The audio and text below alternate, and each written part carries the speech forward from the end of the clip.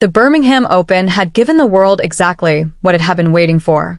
Alex Eala had battled through relentless rain delays, survived a terrifying second-set collapse against Alina Charva, and outlasted a grinding quarterfinal against Menancia Sanchez. The Philippine flags had never stopped moving. The chants of Laban had never stopped rising. Center court had built itself into something that felt less like a tennis venue and more like a cathedral, a place where history was supposed to happen. And then something happened that no one had planned for.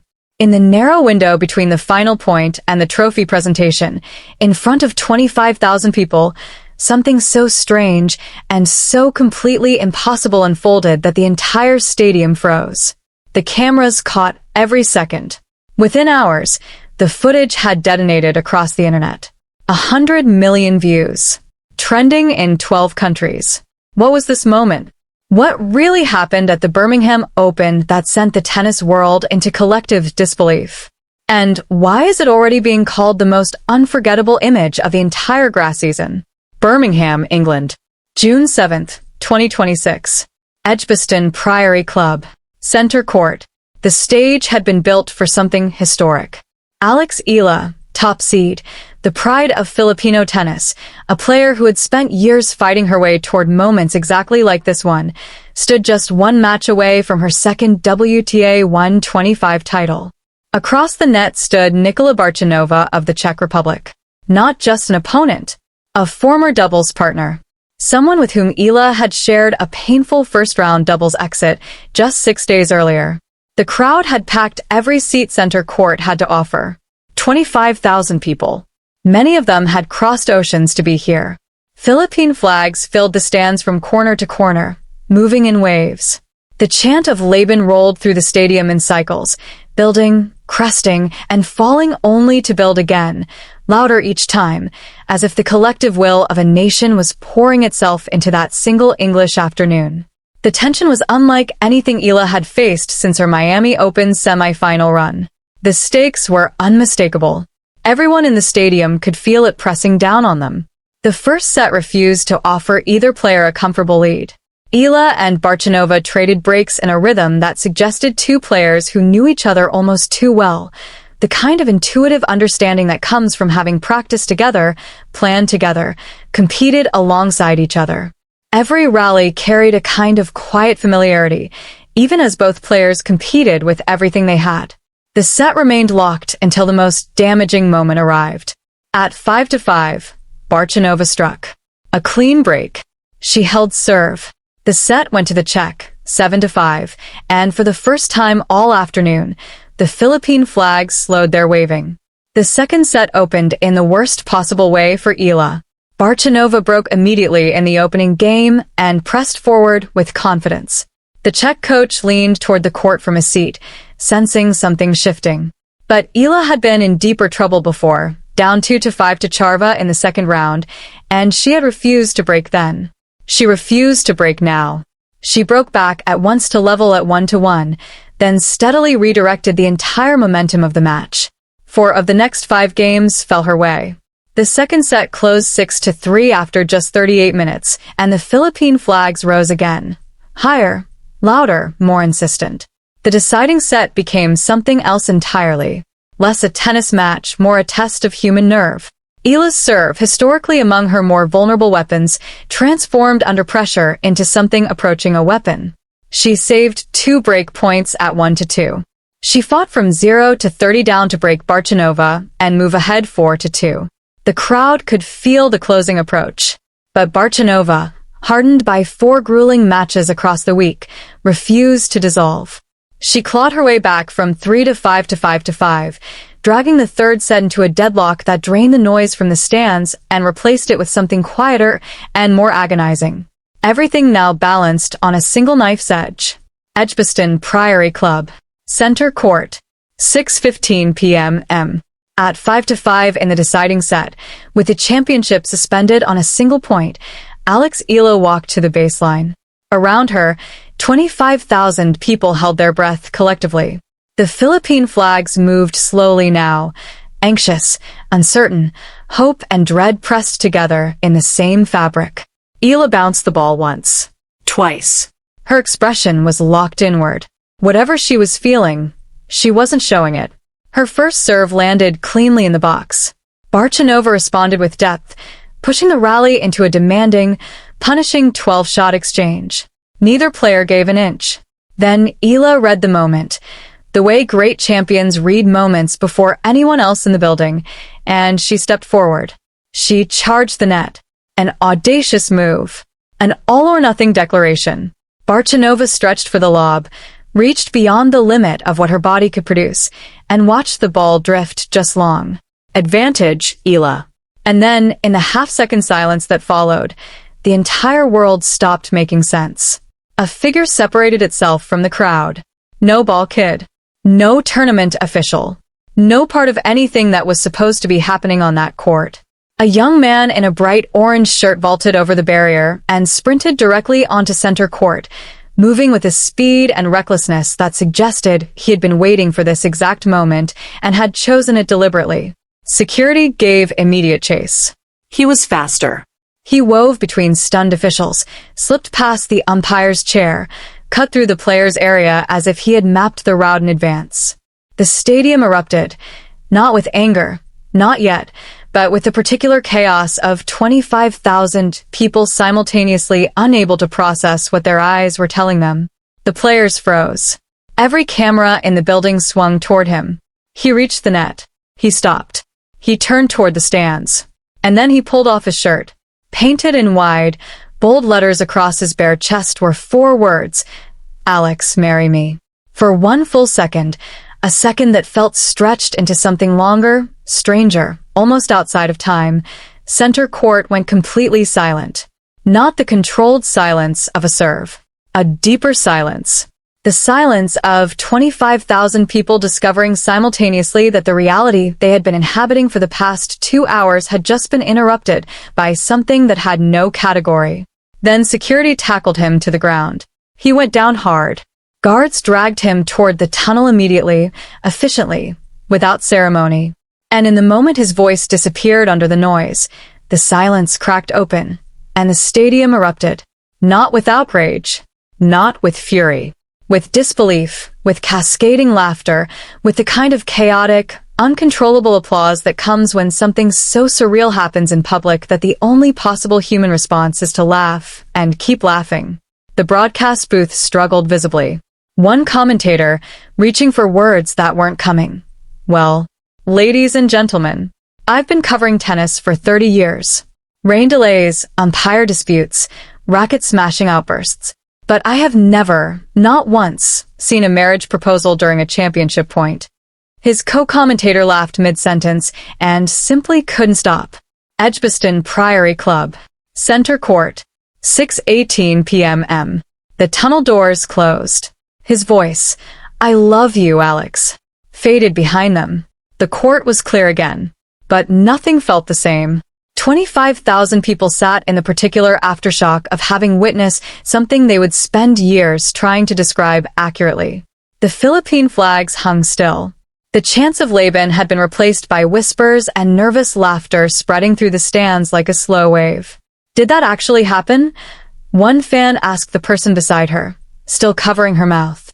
"I think so," the other replied, shaking his head. "I think a man just proposed to Alex Eala in the middle of a Birmingham Open final." A pause. Then a laugh. Only in Birmingham. At the broadcast desk, commentators replayed the footage in a state of barely controlled disbelief, calling it unlike anything in the recorded history of professional tennis. They tried to bring the focus back to the match. They failed. The story had already escaped sport entirely. Across the net, Nicola Bartůňová was still smiling, shaking her head slowly, a small shrug aimed at Eala that said everything without words. Only in tennis, right?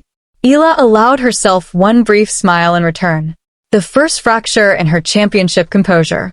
Then she turned back to the baseline. The chair umpire's voice cut through the noise with the particular authority of someone who had decided that enough surrealism had occurred for one afternoon. "Ladies and gentlemen, play will resume. Miss Eala to serve. 15-30. The crowd hesitated. Then it responded, not with the nervous tension of before, but with something warmer. Applause for the absurdity. Applause for having collectively survived the most bizarre interruption in recent memory. The Philippine flags rose again. Laban came back, louder than before, as if the chaos had somehow recharged the entire stadium. Something had changed. The suffocating tension that had gripped center court for nearly 3 hours had been cracked open by sheer, unscripted absurdity. And in that crack, something human and almost tender had come through, a reminder that beneath the rankings, the trophies, and the championship pressure, tennis was still a game. And sometimes, in the middle of the most important point of the afternoon, life could sprint onto the court in an orange shirt and remind everyone of that. Eala stepped back to the baseline. Wimbledon security had its answer. Not today, Romeo. June 7th, 2026. Multiple locations. Simultaneously. The clip spread before the match even ended. Shaky footage from every angle. The orange shirt. The sprint. The chest. The forwards. The tackle. 25,000 fans erupting in waves of laughter and disbelief. The footage moved faster than any match highlight had ever moved, crossing platforms and borders in the same instant. Within hours, 100 million views. The hashtag Birmingham proposal surged to the top of trending lists across the Philippines, the United Kingdom, the United States, Australia, and Canada simultaneously. What had begun as a championship tennis final had transformed into something that existed beyond sport, a moment of shared, global, completely unpredictable human experience. From Manila, one fan wrote, "I was watching with my whole family. We were so nervous we could barely breathe. Then this guy runs out and proposes to Alex. We couldn't stop laughing for 10 minutes. I don't even care about the score anymore. This is the greatest moment in tennis history." Another posted, "Only Alex Eala could make someone run onto center court during a final and propose. That's not just tennis. That's a movement." A third, "Security tackled him so fast, but you could see Alex smiling. She was trying to hold it together, but she was smiling. That's our champion." Memes flooded timelines within the hour. The intruder's tackle was edited into famous paintings, blockbuster film scenes, and historical photographs, as if he had always been there, as if history had always included a man in an orange shirt being removed from something significant. The moment had escaped every category that existed for it. One viral tweet showed security dragging him toward the tunnel with the caption, "Wimbledon security said, 'Not today, Romeo,' when you realize she's ranked number 37 on your restraining order." Even the official Birmingham Open account leaned into the chaos, posting a photograph of the empty center court. "We've seen many unforgettable moments at Edgbaston Priory Club. This one might be the most unforgettable." Hashtag Birmingham proposal. Alex Eala's own response arrived an hour after the match concluded. Because she won. 7-5, 6-3, 7-5. Her second WTA 125 title. Secured in a finale that felt almost surreal compared to everything surrounding it. She posted a single photograph, herself holding the trophy, eyes bright, the Birmingham evening behind her, with a caption that immediately became the most quoted line of the entire week. "I said no to the proposal, but yes to the trophy." Laban. 5 million likes. Before midnight, the intruder's identity was never officially confirmed. His moment, however, was already immortalized, in memes, in highlight reels, in the kind of endlessly rewatched internet footage that doesn't fade because it captures something too strange and too human to forget. Birmingham, England. June 8th, 2026. The morning after. The confetti had been cleared. The courts had been reset. The grass at Edgbaston Priory Club looked almost impossibly calm, as if the previous afternoon had been a dream someone was still trying to verify. The proposal had been declined. The final had been completed. But the memory of that interruption had already settled into something permanent, the kind of story that grows in the telling, that gets passed between people who were there and people who watched from screens, and people who only heard about it afterward, and still felt like they needed to share it. For Alex Eala, what might have been a shattering moment became the opposite. The interruption could have broken her focus entirely. It could have stolen the rhythm she had spent 3 hours building. Instead, it seemed to sharpen something in her. She reset with remarkable composure. She closed out the final 2 games as though the chaos had clarified rather than complicated her concentration. When match point arrived, she took it cleanly, no hesitation, no ceremony, and lifted the trophy with the quiet certainty of someone who had known, through all of it, exactly what she was doing. In the press conference afterward, she laughed before she could stop herself. "I've never experienced anything like that," she said, still shaking her head. "I was trying so hard to focus, and then suddenly that happened. The laughter, the disbelief, the pure chaos of it. I almost lost it when I saw what the shirt said." A pause, another laugh. "I'm flattered. But I'm focused on tennis right now. I'm sorry, mystery man." The final between Alex Eala and Nicola Bartůňová had already earned its place in the conversation of great grass court matches. 2 hours and 37 minutes of high-stakes tennis defined by momentum swings, nerve, and the kind of raw competitive determination that no amount of ranking points can fully capture. But what happened at championship point ensured this match would be remembered long after every scoreline had faded from memory. A young man in a bright orange shirt. A sprint across center court that parted security like water. A shirt ripped off to reveal 4 words painted in bold letters across a bare chest. An entire stadium stopping collectively, not in anger, not in protest, but in the particular stunned silence of 25,000 people discovering simultaneously that reality had just done something it had absolutely no business doing. Then the laughter. The flags rising again. Laban returning louder than it had been all afternoon. And Alex Eala, standing at the baseline, serving out a championship. The internet had already given the moment its name. Laban always. And somewhere on social media, someone had added the line that kept getting shared.